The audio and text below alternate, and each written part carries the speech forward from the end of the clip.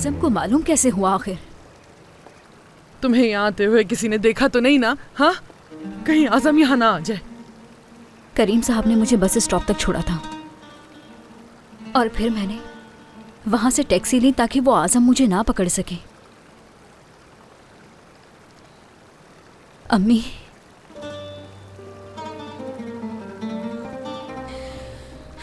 आप उस आदमी से तलाक क्यों नहीं ले लेती?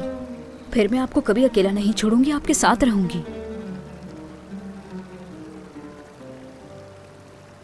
सादिया, क्या मैं अंदर आ सकती हूँ?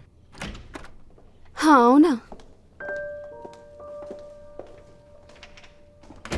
उस दिन के बाद मुझे नहीं लगता था कि तुम आओगी। मैं कुछ ज्यादा ही बोल गई थी जानान। मुझे इतनी कड़वी बातें तुमसे नहीं करनी चाहिए थी और मेरी वजह से तुम्हें पैसों की भी काफी तंगी हो रही है। तो अब तुम्हें ये एहसास कैसे हुआ?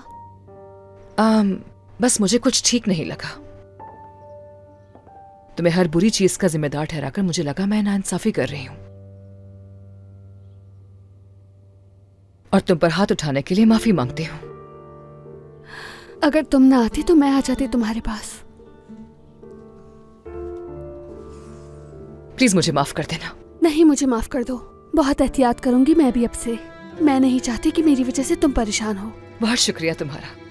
चलो आओ मिलकर नाश्ता करते हैं। आजकल तुम घर नहीं आती, बहुत मिस करती हूँ तुम्हें। ठीक है, मुझे एक जरूरी काम है, वो करके आती हूँ। चलो ठीक है, मैं जा रही हूँ, तुम्हारा वेट करूंगी। ठीक है। ओके, खुदा हाफिज।